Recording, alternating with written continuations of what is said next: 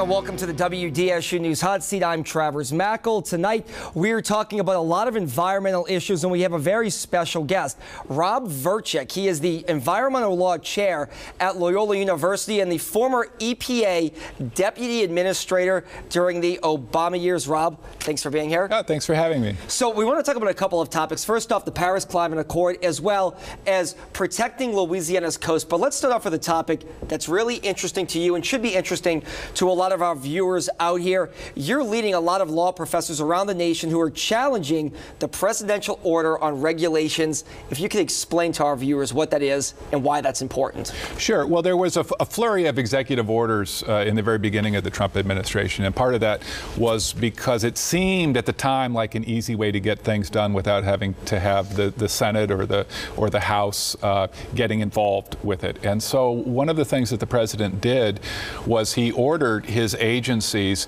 to essentially stop regulating for health and safety environmental concerns unless they could show that there were two other government protections that they could get rid of to make room for this new protection. And the problem is these are things like safe drinking water standards, safe air standards, things that we all benefit from in the United States. And the president is ordering the agencies not to consider the benefits, but only to look at the costs to the industry that's regulated. And we think that's illegal. And so there's several lawsuits now about that. It's an uphill battle, though, you probably have to admit. This is something that's going to be an uphill battle for the group that you're leading.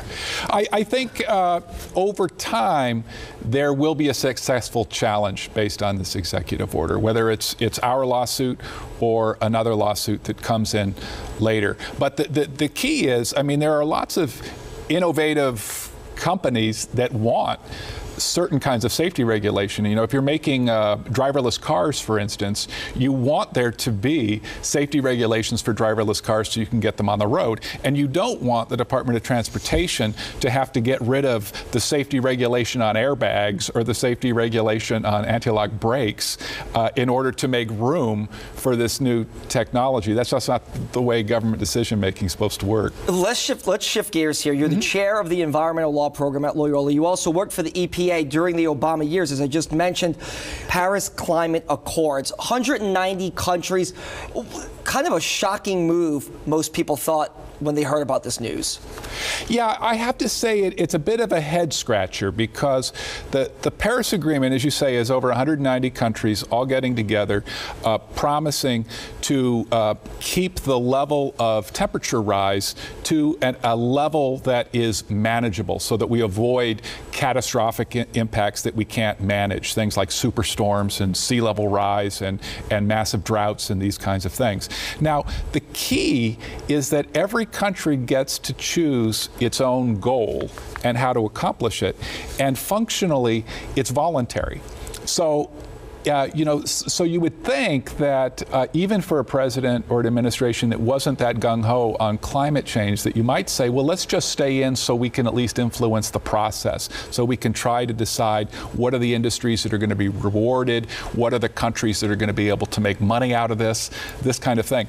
But to simply back out completely, there doesn't seem to be much of a practical reason to do it, other than to send a signal, I think, which it may be what the president is actually trying to do. And let me read this to you. The United States represents more than 80% of the world's greenhouse gas emission. A U.S. withdrawal would remove the world's second largest emitter and nearly 18% of the globe's present-day emissions. Right. So does that go to your tune of you pulling out, or the president pulling out, really sends a bad message? Well, it's certainly, I mean, it's really going to, it's really going to cause, I think, some strife among these other countries that we're trying to build alliances with.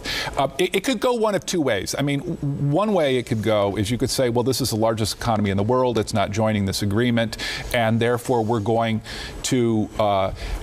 going to keep this temperature level that we need to, and we're going to have these catastrophic impacts. And of course, that's a terrible thing, not just for the rest of the world, but for Louisiana too.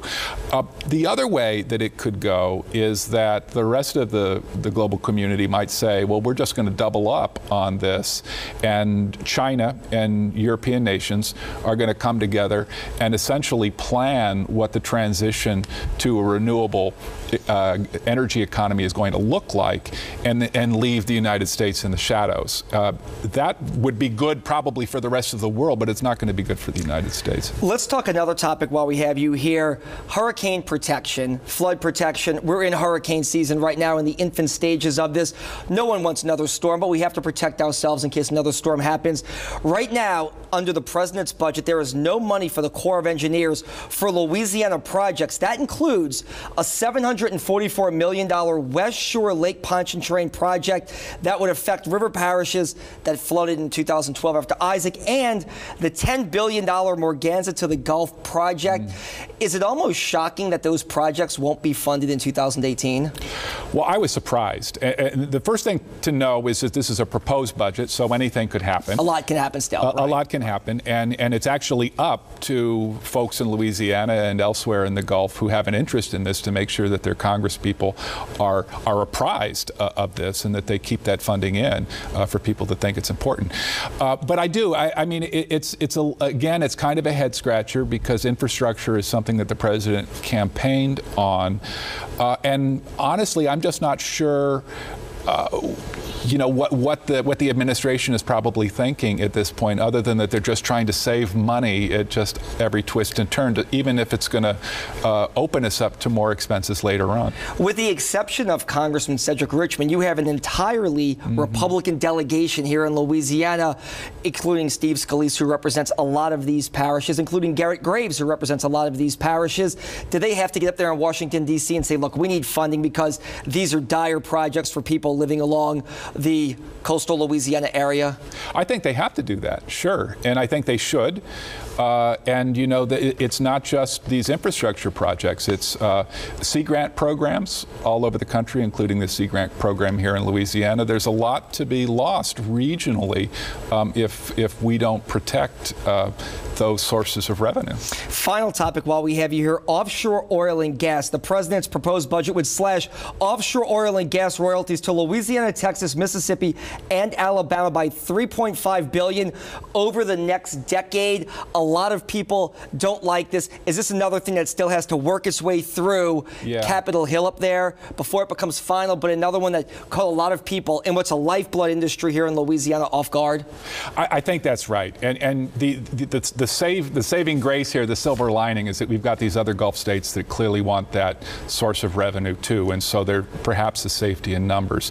But I again was surprised by that one. Although, to be fair, the Obama administration also opposed those revenues. So it's a regional concern that we haven't been able to persuade the Washington, D.C. power structure about. And once again, does it get back to people elect their officials for a certain reason, and they have to be fighting for this kind of money at Capitol Hill to keep it in place for Louisiana? That is exactly right. I mean, it's easy to say the government spends too much money until it's money that actually affects your livelihood, your personal safety, your family's prosperity, and those kinds of things. But that's why we elect our leaders to go to Washington, D.C., is to protect those things that we need. All right.